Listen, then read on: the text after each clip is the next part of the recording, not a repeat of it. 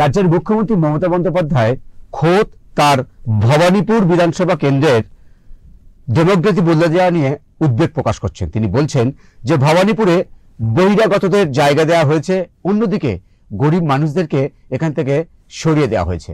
যদি এই অভিযোগটা সত্যি হয় তাহলে এতদিন রাজ্য সরকার কেন ব্যবস্থা নিল না, এই প্রশ্নটা কিন্তু উঠছে। চলুন দেখে নিই একটি বিশেষ প্রতিবেদন। এসআইআর আবহে এবার নিজের নির্বাচনী এলাকা ভবানীপুর নিয়ে উদ্বেগ প্রকাশ করলেন মুখ্যমন্ত্রী মমতা বন্দ্যোপাধ্যায়। একদিকে ভবানীপুরে বহিরাগত আনা হচ্ছে, অন্যদিকে এলাকা থেকে গরিবদের বিতাড়িত করা হচ্ছে। পাহাড় থেকে মোবাইলে বার্তা দিয়েছেন কর্মীদের। উদ্বেগ প্রকাশ করে তিনি বলেন, ভবানীপুরে বহিরাগতদের দিয়ে ভরিয়ে দেওয়া হচ্ছে, গরিবদের সরিয়ে দেওয়া হচ্ছে।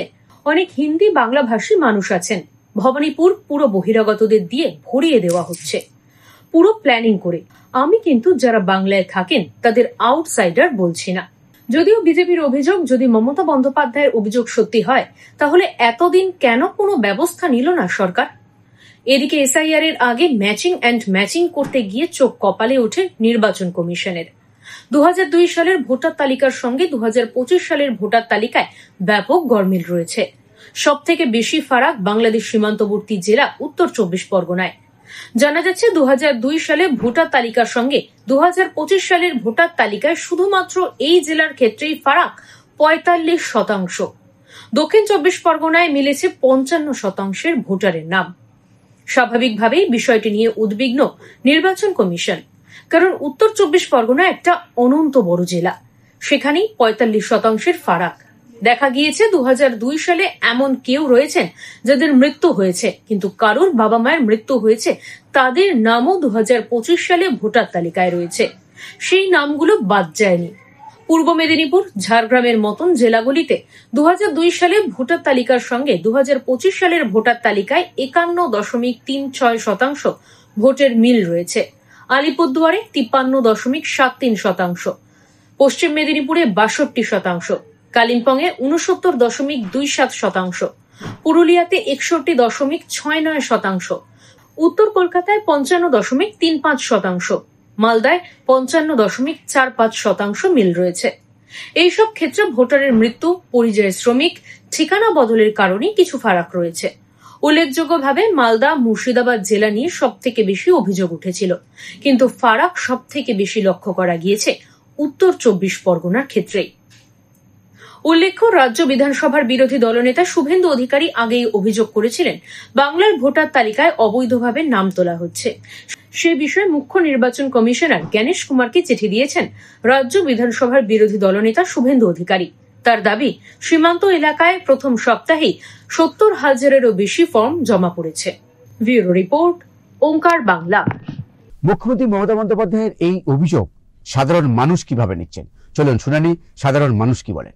দেখুন, এসআইআর কি হয় সেটা ফ্যাক্ট নয়। ফ্যাক্ট আছে যে জেনুইন ভোটাররা আছে সেটা থাকুক, আদারওয়াইজ বাকি সবকে বার করো। এসআইআর হোক, এনআইসি হোক, যাই হোক, বিদেশি আসবে, এখানে থাকবে কেন? আমাদের তো লোকরা খেতে পাচ্ছে না, বাইরের লোক এসে এখানে বসে যাচ্ছে, করবেটা কি লোকরা? তো যে বাইরের লোকরা আছে সেটা পাঠাতেই হবে বাইরে। দেখুন, এটা কোনোদিনই বাদ যাবে না। একটা বাদ গেলে আরো চারটে চলে আসবে।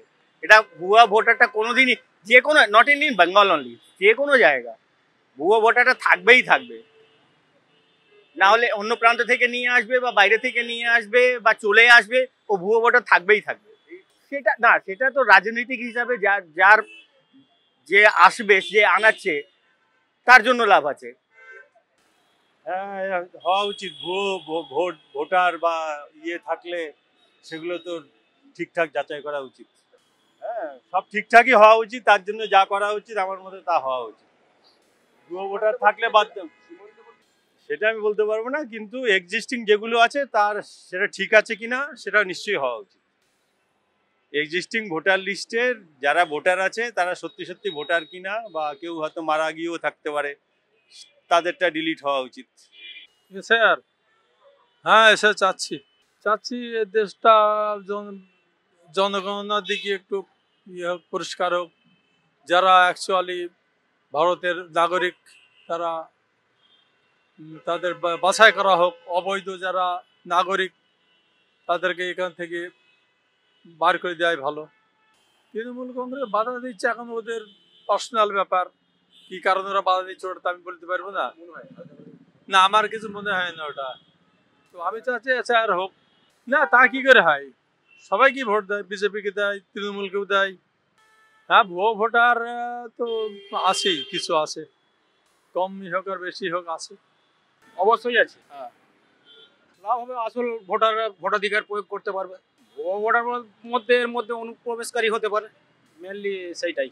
লিগ্যাল ভোটার থাকুক, আমি চাই লিগ্যাল ভোটার থাকুক, লিগ্যাল পদ্ধতিতে থাকুক, এবং মানে এরই মধ্যে যেন আসল ভোটার বাদ না যায়, সেটাও দেখা প্রয়োজন। অনেক দরকার আছে, অনেক দরকার আছে, এসআইআর দরকার অনেক আছে। কেন আমি যখন ভোট দিতে যাই দেখি অনেক লোক মারা গেছে, তাদের নাম এখনো ভোটার লিস্ট আছে, ঠিক আছে। একটা তো এরকম হয়ে গেল। অনেক লোক আছে এরকম কি নতুন বাড়ি আমার পুরনো বাড়ি আমার পাকসা কাছে আছে, নতুন বাড়ি মেটিয়ে পড়েছে বা পাকসা রাজা বেয়ারে, দু জায়গা ভোটার লিস্টের নাম, সেটা দেখবার জরুরি আছে, দরকার আছে। অনেক দেখছি কি অনেক রকম লোক আছে মানে কি যারা মানে এখানে থাকেন কিন্তু থাকছেন দিল্লিতে, ওখানে করে রেখেছে, এখানেও করে রেখেছে। So that is very important to have CSIR in Kolkata itself, right? ও তো অনেক কিছু বলছে, ও তো চোর হয়ে গেছে এখন। সব তো কমিশন বিক্রি হয়ে গেছে মোদী সরকারের মধ্যে। কে বলছে বাংলাদেশি ভোটার কি করে হবে? বাংলাদেশে ভোটার এখানে হলো কি করে? ওকে রোকবে কে? দিদি রোকবে না মোদি রোকবে? বাংলাদেশের লোক এখানে আসছে কি করে? এ তো বড় কথা। ও সব ভুল আছে, সব চোর আছে। এসআইআরটা যদি কোনো উদ্দেশ্য প্রণোদিতভাবে হয় বা প্রোপাগান্ডা হয়, তাহলে সেটার কোনো প্রয়োজন নেই। প্রথম কথা, সেন্সাস হয়নি লাস্ট 10 বছর, বিজেপি সরকার সেন্সাস করেনি, ঠিক আছে। কংগ্রেস সরকারের সময়ও সেন্সাস 2011-র পর আর হয়নি। তো এসআইআরটার প্রয়োজন কেন পড়ছে? যে সেন্সাসটা হয়নি, সত্যিকারের বাংলাদেশি বা বিদেশি বা অন্য রাজ্যের অন্য দেশের লোক বা একজন মারা গেছে তার নাম ফিল্টার করা না। এখন ব্যাপারটা হচ্ছে ফিল্টারটা আপনি যে করতে যাচ্ছেন তার জন্য ধুয়ো তোলা হচ্ছে যে বিদেশি লোক এসে নাকি ইন্ডিয়াতে ঢুকে বসে আছে বাংলাদেশি। তো বিহারে হলো এসআইআর, নির্বাচন কমিশনকে বারবার বিরোধীরা জিজ্ঞাসা করেছে যে কত বিদেশি বেরিয়েছে, নির্বাচন কমিশন উত্তর দিতে পারেনি। তাহলে এটা তো একটা উদ্দেশ্য প্রণোদিত যে বাংলাদেশিদের ভয় দেখিয়ে মানুষকে ভোট নেওয়ার জন্য একটা এসআইআর এর ধুয়ো তোলা হচ্ছে। সেটা যদি হয় সেটা ঠিক নয়। বাকি অবশ্যই দেখা উচিত, অনেক জায়গায় দেখা যায় একটা ভোটারের 2 জায়গায় নাম রয়েছে, ভোটার লিস্ট ঠিক করা দরকার। এগুলো নর্মাল প্রসেস, এগুলো ইলেকশন কমিশন বা রাজ্য ইলেকশন কমিশন এগুলো করে। আপনি যদি দেখতে যান দেখবেন প্রত্যেকটা ব্লক স্তরে বা গ্রামে অঞ্চলে সব জায়গাতেই, শহরাঞ্চলে সব জায়গাতেই এগুলো হতে থাকে। কিন্তু এসআইআরটা এবারে হয়েছে কি একটা প্রোপাগান্ডা বানানো হয়েছে, বাংলাদেশি নাকি ইন্ডিয়াতে প্রচুর ঢুকে গেছে কোটি কোটি, তাদের তাড়ানো হবে। তো এরকম রাজনৈতিক উদ্দেশ্য প্রণোদিত কোনো জিনিসকে আমার মনে হয় না সেটা এনকারেজ করা উচিত, কারণ এটা পলিটিক্যালি মোটিভেটেড একটা ব্যাপার। হ্যাঁ, যেটা ভালো হবে সেটা তো অবশ্যই চাই, যে যাতে সবার পশ্চিমবঙ্গ ভালো হোক, এটা তো অবশ্যই চাই। নমস্কার, ওঙ্কার বাংলায় আপনাদের স্বাগত। আমি আপনাদের সঙ্গে বিশ্বজিৎ। আজকের বাংলার রাজনীতি অনুষ্ঠানে আমার অতিথি বিখ্যাত সাংবাদিক ও রাজনীতি বিশ্লেষক অর্কবাবু সরকার। দাদা, আপনাকে ওঙ্কারে স্বাগত। রাজ্যের মুখ্যমন্ত্রী তার নির্বাচনী কেন্দ্র ভবানীপুর, তিনি বলছেন যে ভবানীপুর কেন্দ্রে বহিরাগত ঢোকানো হচ্ছে এবং যারা গরিব মানুষ তাদেরকে তাড়িয়ে দেওয়া হচ্ছে। বিস্ফোরক অভিযোগ। না, কে তাড়াচ্ছে? ওই ভবানীপুর বিধানসভা কেন্দ্রের 7টা যে ওয়ার্ড আছে সবকটাই তো তৃণমূল কাউন্সিলর। তাহলে বস্তি উচ্ছেদ করে বহুতল নির্মাণ যদি প্রমোটাররা করে, কাউন্সিলরদের মদত ছাড়া সম্ভব না। এটা সাধারণ মানুষই বোঝে। অর্থাৎ মমতা বন্দ্যোপাধ্যায় তার কাউন্সিলরদেরই অভিযুক্ত করলেন যে তারা এইসব কাণ্ড কারখানা করছে। দিদি কি ভয় পেয়েছেন? কিন্তু ভয় পাওয়ার তো কোনো কারণ নেই। উনি তো প্রায় অনেক ভোটে জিতেছিলেন, 58,000 ভোটে বাই ইলেকশনে। 2021 সালে এমনি নির্বাচনে শোভনদেব চট্টোপাধ্যায় 57% উপরে ভোট পেয়েছিলেন। ওখানে 22% মাইনরিটি ভোট আছে। আবার লোকসভায় 2019-এ তৃণমূল বিজেপির ভোটের পার্থক্য ছিল 2%। তাহলে বহিরাগত আবার কি? ভারতের যে কোনো নাগরিক যে কোনো জায়গায় গিয়ে থাকতে পারে। বহিরাগত আবার কি? যে কেউ, আমার যদি ইচ্ছা হয় আমি আজকে বোম্বেতে ফ্ল্যাট কিনতে পারি, কারোর যদি ইচ্ছা হয় সে আহমেদাবাদে থাকে, সেখানে একটা ফ্ল্যাট কিনতে পারে, বাড়ি কিনতে পারে, তার ইচ্ছা। বহিরাগত আবার কি ধরনের ভাষা! এত আতঙ্কিত হচ্ছেন কেন? আসলে মানুষ তো ওনার কি বলবো, মুখ আর মুখোশ, উনি তো একটা মুখোশ পরে থাকেন, মুখোশের আড়ালে ওনার যে প্রকৃত চেহারা মানুষ ধরে ফেলেছে। এই যে চৌর্যবৃত্তির সাম্রাজ্য তৈরি করেছেন, শিল্পনী, লক্ষ লক্ষ পরিযায়ী শ্রমিক, বিড়লা উপাসের ফ্যাক্টরি উদ্বোধন করবেন বলে খুব খুশিতে ছিলেন, ওনার হাসি মুখের ছবি সব দেখা যাবে, কিন্তু তারপরে হলো না, কিচ্ছু হবে না। এখানে 2026-এ যদি বিজেপি এখানে ক্ষমতায় না আসে, 1 টাকা বিনিয়োগ আসবে না, কেন্দ্র আটকে দেবে। যদি প্রতিহিংসা বলে প্রতিহিংসা, কিচ্ছু হবে না। এখানে যা ছিল সেগুলোও পাত্তারি গোটাবে। এটা একটা বন্ধা রাজ্যে পরিণত হবে, ইঙ্গিতগুলো স্পষ্ট। এখানে কিচ্ছু নেই। বহিরাগত ভবানীপুরে, ভবানীপুরে অনেক গুজরাটি সম্প্রদায়ের মানুষ দীর্ঘদিন ধরে আছে, তাহলে বহিরাগত নাকি? কলকাতা, পশ্চিমবঙ্গের ছেলেমেয়েরা বাইরের জায়গায় গিয়ে সেটেল করছে, সেখানকার লোক যদি বলে তোমরা বহিরাগত এখানে এসছো কেন? এটা হয়? দেশের নাগরিক যেখানে খুশি যেতে পারেন, কাজ করতে, পড়তে, থাকতে। মুখ্যমন্ত্রী এত গাত্রোদ দেওয়া হচ্ছে কেন? এটাই খুব অবাক লাগছে। ওনার নত্যসত্য জ্ঞানটা হারিয়ে গেছে। এই বক্তব্য শোনার পর আমার মাথায় ঠিক একটা প্রশ্ন, সেটা আপনাকে জানতে চাইছিলাম আমি, যে যদি বহিরাগত থেকে থাকে বা ওনার যে অভিযোগ যে গরিবকে তাড়িয়ে দিয়ে বহিরাগত ঢোকানো হচ্ছে, তাহলে উনি এতদিন ব্যবস্থা নিলেন না কেন? এই প্রশ্নটা তো ওঠে। উনি তো কখনো ব্যবস্থা নেন না। চুরি ডাকাতি সব হবে, উনি বলবেন জানি না। চক্রান্ত, আইনজীবীদের চক্রান্ত, বিরোধীদের চক্রান্ত। ওনার কাউন্সিলররাই তো এগুলো করে। বস্তি উচ্ছেদ করে, জলাজমি ভরাট করে, পুকুর বুঝিয়ে বহুতল নির্মাণ কলকাতায় যারা করছে, দেখবেন তাদের প্রত্যেকের সঙ্গে শাসক দলের পুরো প্রতিনিধিদের যোগ আছে। এখন উনি ন্যাকামি করছেন, জানেন না গরিবকে উচ্ছেদ করে বহুতল হচ্ছে। কারা করছে? ওনার দলের লোকজন করছে। হঠাৎ ওনার ঘুম ভাঙলো, আসলে কিছু বলতে হয় তাই বলছে। ওর কাউন্সিলর গুলো ওনার কথা শোনে না, যেখানে মাল সেখানে ওরা। ও দিদিমণি দুটো কথা বললো, দুদিন শুনবে, আবার চেকে সেই। একটা বিড়ি খেত, এসিবি নিয়ে ঘুরে বেড়ায়, বিদেশে যায় ছুটি কাটাতে। শুভেন্দু অধিকারী বলেছিলেন যে নন্দীগ্রামে হারিয়েছি, ভবানীপুরে হারাবো। এই বিষয়টা কি উনি হতে পারে ওনার অবচেতনে এসব কাজ করছে আর কি, নইলে হঠাৎ করে বলবেনই বা কেন? তাও বিজয় সম্মেলনী একটা অনুষ্ঠান থেকে বার্তা দিতে গিয়ে ফোনে উনি বললেন কর্মীদের উদ্দেশ্যে। অত্যন্ত অপ্রাসঙ্গিক কথা। বহিরাগত জনবিন্যাস বলতে যাচ্ছে, আপনি তো ওখানকার মানুষ, ওখানেই তো বড় হয়েছেন। হঠাৎ করে 26-এর ভোটের আগে আপনার মনে হলো জনবিন্যাস বলতে যাচ্ছে। আসলে উনি বুঝতে পেরেছেন যে সংখ্যালঘুরা ছাড়া ওনাকে ভোট দেবে না কেউ, সেটা উনি বুঝতে পারছেন। তাহলে কি ভবানীপুর তৃণমূলে হাতছাড়া হতে পারে? বলছে হাতছাড়া হবে না, হাতছাড়া হবে না, মার্জিন কমে যাবে, ওটাও পড়া যায়। কিন্তু রাজ্যের মুখ্যমন্ত্রী যদি যদি মার্জিন কমে যায়, তা এটা তো একটা প্রধানমন্ত্রীর মার্জিনও কমেছে 2024-এর লোকসভায় বারাণসীতে। কি আছে?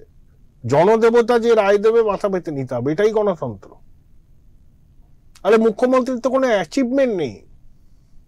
অ্যাচিভমেন্ট আছে, চুরির সাম্রাজ্যকে প্রতিষ্ঠা করেছেন পশ্চিমবঙ্গ। ব্যক্তি পুজো হয়েছে, একটা পরিবারের সদস্যরা লুটে পুটে খেয়েছে, এখনো খাচ্ছে, আর শাসক দলের উরুকাতো মন্ত্রণা করে খাচ্ছে। শিল্প নেই, কলকারখানা নেই, বিনিয়োগ নেই, পরিযায়ী শ্রমিকের সংখ্যা বাড়ছে, শিক্ষাটা লাটে তুলে দিয়েছেন, পরিষ্কার। আর্যিকরের ঘটনা আমরা দেখেছিলাম, সারা বিশ্ব, সারা দেশ, সারা রাজ্য জুড়ে হইচই হয়েছিল। তারপরে কসবা ল কলেজ, তারপরে আবার দুর্গাপুরে একজন ডাক্তারি পড়ুয়া। তো তারপরে রাজ্যের মুখ্যমন্ত্রী বলতে গিয়ে বলছেন যে রাতের বেলা মহিলারা যাতে না বেরোর পরামর্শ দিচ্ছে। এটা কতটা? ওটা উনি খুব ভালো পরামর্শ দিচ্ছেন, আমি সমর্থন করি। কেন বেরোবে রাতের বেলা? কি কাজ আছে ছেলে মেয়েদের? ওয়ার্কিং উইমেন হোস্টেল বা এমনি কলেজ বিশ্ববিদ্যালয়ের হোস্টেলে 10টার মধ্যে গেট বন্ধ হয়ে যাওয়া উচিত। রাত 10টার পরে বন্ধুদের সঙ্গে রাস্তার মোড়ে আড্ডা মারা, চায়ের দোকানে যাওয়া, সিগারেট খাওয়া, অনেকে নেশা করে, এগুলোকে আমি কি উৎসাহ দেবো না? এটা মুখ্যমন্ত্রী অভিভাবক সুলভ বলেছেন। ওনার কথার খেই ধরে কিছু খ্যাকশিয়াল, আমি নকশালদের খ্যাকশিয়াল বলি, আর ওই ভণ্ড সেকুমাকু গুলো ওরা বাজার গরম করছে, ওগুলো সব হচ্ছে ওই নকশাল। খুব এই কথাটাকে আমি অ্যাপ্রিসিয়েট করি। কেন বেরোবে একটা ছেলে বা মেয়ে পড়াশোনা করছে, আর 10টার পরে কি এমন কাজ আছে বেরোতে হবে এমার্জেন্সি ছাড়া? আড্ডা মারতে বেরোবে? সারাদিন কি করছিলে? রাত 10টার পরেই আড্ডা মারতে হবে? এটার সঙ্গে নারী স্বাধীনতা এইসবের কোনো সম্পর্ক নেই। যারা রাত্রে শিফটে কাজ করে আইটিতে করে। যদিও আরজি করার পরে মুখ্যমন্ত্রী বলেছিলেন যে হসপিটালে মেয়েদের নাইট শিফট না দিতে, সেটা সেই প্রেক্ষিতে বলেছেন। যদি নাইট শিফট না দিয়ে হয় তো ভালো, তো এটা নিয়ে অত হট্টগোল করার তো কোনো মানে নেই। সেকুমাকু গুলো করছে, ওদের কাজই তো এই। মুখ্যমন্ত্রী ভালো কথা বলেছেন, পরামর্শটা ভালো দিয়েছেন, তার কথার কিন্তু অপব্যাখ্যা হচ্ছে। না, মুখ্যমন্ত্রী সেটা বলেছেন যে আমার কথা, আমি মুখ্যমন্ত্রী বক্তব্যকে 200% সমর্থন করি। এই বিষয়ে কলেজ, বিশ্ববিদ্যালয়, ইঞ্জিনিয়ারিং, মেডিকেল কলেজ না নেশা ভাঙ করার জায়গা নয়, বা আমরা পড়তে পাঠায়। এই যে যাদবপুরে একটা মেয়ে ডুবে মরে গেল, হ্যাঁ, অত রাত্রে কি কলেজ পড়া অবধি হয়, বিশ্ববিদ্যালয় 5:30, তাও হয় না। 1 ঘন্টা 1.5 ঘন্টা হয়ে গেল, 7টার মধ্যে প্যাক আপ, বাড়ি যাও, বাড়িতে সময় কাটাও, বাবা মার সঙ্গে থাকো। হয় মোবাইল, নয় গজল্লা, শুকনো নেশা প্রচন্ড। খুব ভালো কথা বলেছেন, আমি সম্পূর্ণ সহমত পোষণ করি। দাদা, এসআইয়ের আবহে একটা প্রশ্ন আসছে যে নির্বাচন কমিশনের পক্ষ থেকে ম্যাপিং ম্যাচিং শুরু হয়েছে, এবং উত্তর 24 পরগনায়, সীমান্তবর্তী জেলা যেহেতু উত্তর 24 পরগনায়, সেখানে নির্বাচন কমিশন দেখছে যে 2002 আর 2025-এর যে ভোটার তালিকা, সেখানে প্রায় 45% গড়মিল। গভর্নমেন্ট টর্মেন্ট কিছু নয়, অনেকের নাম 2002-এ ছিল না, তারপরে তারা তালিকায় নাম তুলেছে। তো 2002-এর পরে যারা নাম তুলেছে তাদের নামটা 2002 থাকবে না। তাদের পরিবারের অনেকেই আছেন যাদের নাম আছে 2002-তে, তাহলে অটোমেটিক্যালি তাদের নাম উঠবে। তাদেরকে ডকুমেন্ট দিতে হবে। ওই 12টা ডকুমেন্টের মধ্যে একটা xerox, self attest, 2 copy colour passport size photo এবং আধার কার্ডের জেরক্সটাও মাস্ট। আর এনুমারেশন ফর্ম ফিল আপ করতে হবে। প্রত্যেক ভারতীয় নাগরিক ভোটদানের বয়স হলে সে ভোট দিতে পারবে। আর একটা অনুপ্রবেশকারী মৃত ভোটার, 2 জায়গায় নাম তোলা ভোটারের নাম তালিকায় থাকে। সম্প্রতি বঙ্গ বিজেপি নেতৃত্ব একটা বৈঠকে বসছিলেন, সেখানে সিদ্ধান্ত হয়েছে যে এসআইআর নিয়ে কোনো বিজেপির যে নেতাগুলো রয়েছে তারা প্রকাশ্যে কিছু বলবে না। হঠাৎ করে এই ধরনের বেরিয়ে পড়ানো কেন হলো? না, ওরা তো নির্বাচন কমিশন তো এসআইআর করবে। বিজেপির কি টাকা পড়ে গেছে? বাজার গরম করছে, 1 কোটি বাদ যাবে, 1.5 কোটি বাদ যাবে। ওরা কে? কোন হরিদাস পাল? বুঝে গেল সব। পরিস্থিতি জটিল করছে। এসআইআরটা হওয়া প্রয়োজন। বিজেপির নেতারা মাটির সঙ্গে যোগ নেই, চ্যানেলের ফুটেজ খাওয়ার জন্য মুখে যা খুশি বলে। শুভেন্দু অধিকারী ছাড়া কজন নেতাকে দেখেন আপনি? শুভেন্দু সারা বাংলা ঘুরে বেড়াচ্ছে, সুকান্ত বাবু নিজের অঞ্চলে করছে, শ্রমিকদা তো তাও তিনি পরিশ্রম করছেন, এত পরিশ্রম করেছেন যে ওনার শরীরটা খারাপ হয়ে গেছে, জেনিভা যাবেন। বাকিরা কোথায়?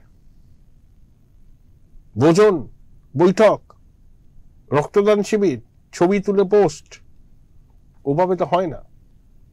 কিন্তু এখন রাজ্য কমিটি তৈরি করা গেল না, সামনে ভোট। এখন এই কমিটি থাক, এখন নতুন করে তৈরি হলে তো খেয়েই পারবে। যারা জায়গা পাবে না তারা তো বিক্ষুব্ধ হবে। পরে করবেন, কি এমন আছে? 1 বছর পরে রাজ্য কমিটি তৈরি হলে কি আছে? নাড্ডা তো কতদিন ধরে সভাপতি আছে। তাড়াহুড়ো করে কোনো রাজ্য কমিটি তৈরি করার দরকার নেই, আমার মত। যা আছে তাই। আর গুরুত্বপূর্ণ নেতাদের বিভিন্নভাবে কাজে লাগাও। কমিটিতে থাকলেই কাজ করা যায় নাকি? মমতা বন্দ্যোপাধ্যায় অভিযোগ করছিলেন যে বিজেপি নেতারা জানছে কি করে যে এসআইআর কত নাম্বার যাবে। বিজেপি নেতারা এসব বলছে কেন? 1 কোটি বাদ যাবে, 1.5 কোটি বাদ যাবে। ওরা কে? কোন হরিদাস পাল? কি করে বলছে? আন্দাজে বলে দিচ্ছে বাজার গরম করার জন্য। আমি বলছি বিহারের থেকে একটা নামও কম বাদ যাবে না। তার মানে কি 1 কোটি? তার মানে কি 1.5 কোটি? এটাই ব্যাপার। হ্যাঁ, আসলে এরা রাজনীতির থেকে প্রচারটা বেশি চায়, সেই জন্য এগুলো বলছে বাজার গরম হচ্ছে। আপাতত আলোচনা এই পর্যন্তই। অন্যান্য খবরের জন্য চোখ রাখুন ওঙ্কার বাংলায়। নমস্কার।